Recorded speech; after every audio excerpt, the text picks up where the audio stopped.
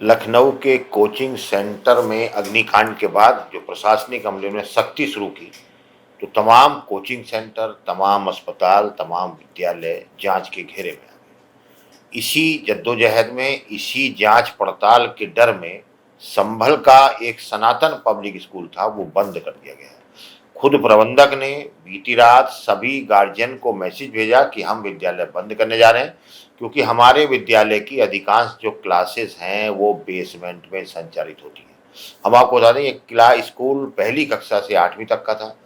जो विद्यालय प्रबंधक है उसके मुताबिक 1000 बच्चे करीब इसमें पढ़ रहे थे और 1992 से 1992 से ये विद्यालय संभल के मोहल्ला कोट पूर्वी में संचालित हो रहा था।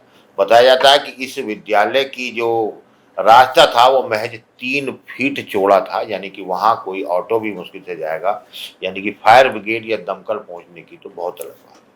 अब विद्यालय बंद हो गया, सभी गार्जियन पर मैसेज चला गया। अब सबसे बड़ा सवाल ये है कि अब बच्चे कहाँ दाखिला लेंगे, अब बच्चे पढ़ेंगे क्या, क्योंकि काफ़ी पढ़ाई हो चुकी है। गार्जियंस ने बच्चों की यूनिफॉर्म, बच्चों की किताबें, हालांकि विद्यालय प्रशासन ने यह कहा है कि वो अप्रैल तक की जो फीस है वो वापस लौटाएगा, लेकिन सवाल ये है कि बच्चों का दाखिला कहाँ होगा। अब बच्चों के सामने चिंता है, बच्चों की पढ़ाई पर संकट है। लेकिन अब सबसे बड़ा सवाल ये होता है, जो विद्यालय 1992 से चल रहा था, जिसमें जो रास्ता था महज 3 फीट चौड़ा था, एक तंग गली में था, तो आज तक जिम्मेदारों की निगाह उस विद्यालय पे क्यों नहीं पड़ी। सुरक्षा के मानकों का हवाला देते हुए, सुरक्षा के मानकों की दुहाई देने वाले अधिकारी आखिर अब तक इतना वर्ष बीते 1992 से और आज तक आखिर कोई अधिकारी ने विद्यालय प्रबंधन से क्यों नहीं कहा कि इस विद्यालय को आप शिफ्ट कीजिए। अगर सोता सिस्टम उस समय जाग गया होता तो ये विद्यालय तभी का शिफ्ट हो गया होता या बंद हो गया होता, तो आज ये बच्चों की जो पढ़ाई प्रभावित हो रही है वह नहीं होती। अब सबसे बड़ा सवाल यहाँ यही आ रहा है कि जब कहीं अग्निकांड होता है, किसी कोचिंग सेंटर में अग्निकांड हो, किसी मॉल में आग लग जाए, किसी जगह पानी भर जाए, तो हमारा सिस्टम आखिर उसी वक्त क्यों जागता है। अगर ये नियमित जांच होती रहे, नियमित पड़ताल होती रहे, तो इतना हल्ला ही न मचे। अब कोचिंग सेंटर लगातार बंद किए जा रहे हैं, कोचिंग सेंटर सील किए जा रहे हैं, उन पर जुर्माने लगाए जा रहे हैं, लेकिन यह नियमित कार्रवाई क्यों नहीं होती। जब नक्शा पास होता है तो भी संबंधित प्राधिकरण को देखरेख में होता होगा, जो एनओसी लेती है तब भी विभाग, अगर कोई विभाग एनओसी नहीं ले रहा तो उसको उसी समय कार्रवाई करिए, लेकिन उसको एक एनओसी के नाम पर एक नोटिस देकर कार्रवाई के लिए छोड़ दिया जाता है और फिर जब बड़ी घटनाक्रम होता है तो उस पर सील लगाया जाता है। तो कहीं ना कहीं सिस्टम की बेहद लापरवाही है। जब कहीं कांड होता है, जब कहीं घटना होती है, तभी सिस्टम सीलिंग की कार्रवाई करने, जांच कार्रवाई करने इस तरह से दौड़ता है कि जैसे मान लो चारों तरफ हाहाकार मच गया हो। यह विद्यालय, जिस विद्यालय में पढ़ने वाले 1000 बच्चों की पढ़ाई पर इस समय संकट आ गया, अगर उस समय ही अधिकारियों ने यह देखा होता कि यह विद्यालय जहाँ चल रहा है वहाँ फायर ब्रिगेड की गाड़ी नहीं जा सकती, स्कूल की क्लासें बेसमेंट में लग रही हैं, उसी समय कार्रवाई की गई होती, तो आज जो 1000 बच्चों की पढ़ाई पर संकट है वह ना होता और हो सकता है कि प्रबंधन भी उस समय इस विद्यालय को कहीं और शिफ्ट कर लेता। लेकिन जो विद्यालय 1992 में स्थापित हुआ और आज उस पर कार्रवाई हुई है, आज विद्यालय प्रशासन को खुद सरेंडर करना पड़ा है कि हम विद्यालय संचालित करने में असमर्थ हैं, क्योंकि हमें एनओसी नहीं मिल रही। अब सबसे बड़ा सवाल बच्चों के करियर पर आ गया, बच्चों की पढ़ाई पर आ गया कि आखिर बच्चे अब वो पढ़ेंगे कहाँ। लगे अधिकारी दावा कर रहे हैं कि हम दूसरी जगह व्यवस्था कराएंगे, लेकिन क्या इतना आसान होगा? कै भर दिन से बच्चों की व्यवस्था हो जाएगी? अब ये सोचने का विषय है कि इन बच्चों का करियर, इन बच्चों की पढ़ाई कितनी और कहाँ तक प्रभावित होगी। धन्यवाद। क्या नाम है आपका? मेरा नाम मीना। मीना। तो आपके कौन पढ़ता था स्कूल में, सनातन पब्लिक स्कूल में? पोती पढ़ रही है, दो पोती। एक चंचल, एक भावना। अच्छा, क्या दिक्कतें हो रही हैं अब? अभी तक तो कोई दिक्कत ना थी, अभी कह के स्कूल बंद हो गया, कोर्स भी दिला दिया, सब कुछ करवा दिया। आपकी फीस वापस करी उन्होंने? नहीं अभी? फीस भी सभी कोई कुछ भी वापस नहीं। अच्छा, दूसरी जगह एडमिशन कराएंगे, क्या दिक्कतें होंगी? अब दूसरी जगह कराएंगे तो पता ना क्या दिक्कत आएगी क्या नहीं आएगी, तो कराने से पता लगेगी ना। मतलब पैसा तो दुगना ही खर्च होगा ना? और क्या, वहाँ से वापस मिला नहीं है? वहाँ से वापस नहीं मिला। अच्छा, इस स्कूल का कोर्स दूसरे स्कूल में चलेगा नहीं चलेगा? अभी इस बात की तो वही लोग बताएंगे ना, हमें क्या पता। मित्तन शर्मा। मित्तन शर्मा। शर्मा जी, एक बात बताइए, आपके कितने बच्चे स्कूल में पढ़ते थे, सनातन पब्लिक स्कूल में? तुम्हारा लगा पड़ता है, हमारा पोता पोता पड़ेगी। अब क्या दिक्कतें हो रही हैं? जैसे स्कूल बंद हो गया, वो बंद हो गया तो बंद पड़ा लोग खाना जा रहे थे हमारी। आपके जो पैसा कितना गया था?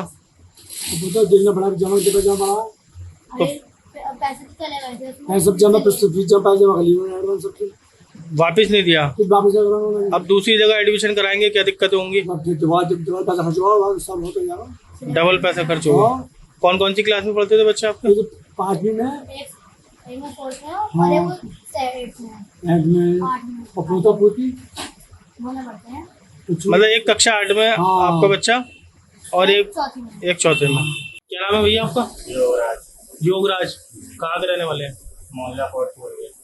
अच्छा, क्या समस्या है? सनातन पब्लिक स्कूल जैसे बंद हुआ है, आपके कितने बच्चे पढ़ते थे? तो स्कूल के से तो कोई समस्या नहीं है, लेकिन बंद होने से समस्या है। हाँ, बंद होने से वही तो पूछ रहा हूँ। अब क्या कोर्स वोर्स लिया है बच्चों के लिए 15,000 रुपए का, और यूनिफॉर्म ली है पर 2,000 रुपए तक की यूनिफॉर्म ली है।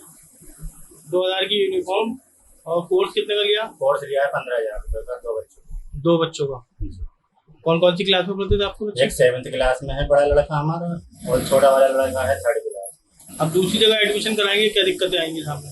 अब दिक्कत तो आएंगी, अब बिना पढ़ाई के वहाँ पैसे देने पड़ेंगे ना, 3 महीने के एक्स्ट्रा पैसे देने पड़ेंगे। क्या नाम है आपका? शुभम। शिवम। कहाँ रहते हैं आप? मोहल्ला कौन सा लगता है?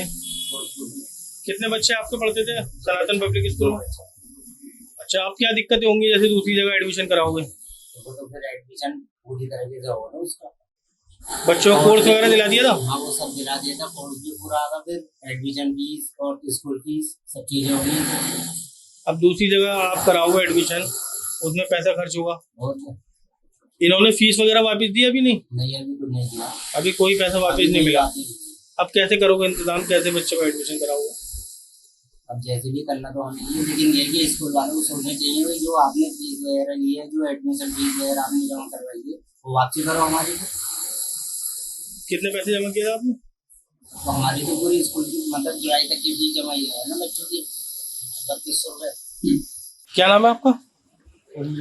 मेरा तो उर्मिला नाम है। उर्मिला। आपको कौन पढ़ता था सनातन पोती, पब्लिक? पोती। पोती। हाँ तो एडमिशन हो गया था, मतलब उसे किताबें वगैरह दिला दी सब? हाँ हाँ, सारी अब जैसे स्कूल बंद हो गया सारी तो, किताबें ला दी, 1 महीने की पढ़ाई भी हो चुकी। अच्छा, फीस भी जमा कर दी थी? सब कुछ पहले ही जमा ले लें, वो तो पहले ही ले लें।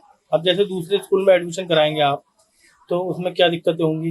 अब देखो भैया, वो तो मांगेंगे तो हमें पहले नहीं से तो मिले कुछ। यहाँ से अभी कुछ मिला नहीं है? कुछ नहीं। कौन सी क्लास में पढ़ती थी पोती? LKG नहीं है। मतलब इसी साल एडमिशन कराया था नहीं आपने? नहीं, उससे निकल के आई है वो, नर्सरी से। अच्छा। LKG में अब आई है UKG में। फीस अभी वापस नहीं दिया? ना कुछ नहीं। आपके राज्य की खबरें, आपके शहर की खबरें सबसे पहले जानने के लिए देखते रहें अमर उजाला। चैनल को सब्सक्राइब जरूर कर लें और पाएं हर अपडेट।